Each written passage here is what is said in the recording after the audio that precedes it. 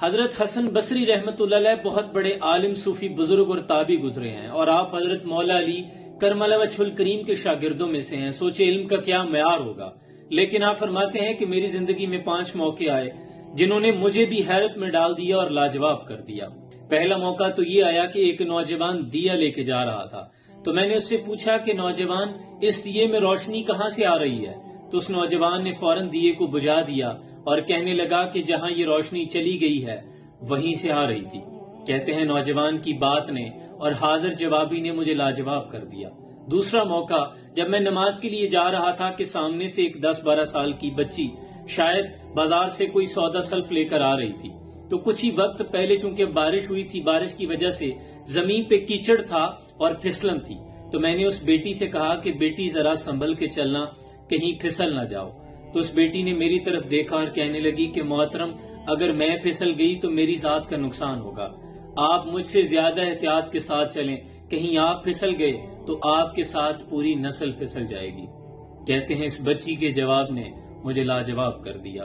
اور تیسرا موقع جب میں نے بازار میں نکل کر صدا لگائی کہ لوگوں، اللہ کا دروازہ کھٹکھٹاتے رہو، وہ ضرور کھلتا ہے، تو بازار میں سے ایک بڑھیا نے جواب دیا کہ حسن بصری، کیا اللہ کا دروازہ بند بھی ہوتا ہے؟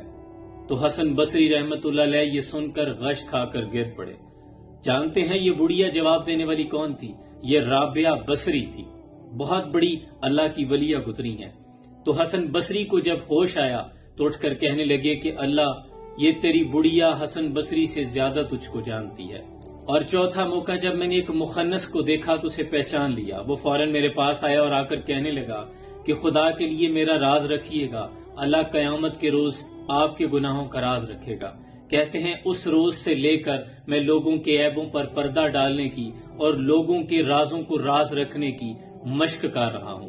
اور 5واں موقع جب ایک آدمی نماز پڑھ رہا تھا تو اس کے سامنے سے ایک عورت ننگے سر گزر گئی، اس کی نماز میں خلل آیا، نماز توڑ کر اس عورت کے پیچھے گیا اور جا کر کہنے لگا، کیا تمہیں نظر نہیں آ رہا کہ میں اپنے رب کی عبادت میں مشغول تھا اور تم آگے سے ننگے سر گزر گئی؟ تو وہ عورت کہنے لگی کہ میں معذرت چاہتی ہوں، در حقیقت میرے شوہر نے مجھے طلاق دے کر گھر سے نکال دیا تھا، میں شوہر کی محبت میں در بدر پھر رہی تھی، اس لیے مجھے اپنے ننگے سر ہونے کا علم نہ ہوا، لیکن تم تو اپنے رب کی محبت میں اس کی عبادت کر رہے تھے، مجھے اپنے شوہر کی محبت میں ننگے سر ہونے کی خبر نہ ہوئی، اور تجھے اپنے رب کی محبت میں عبادت کرتے ہوئے سامنے سے گزرتی ہوئی عورت بھی دکھائی دی۔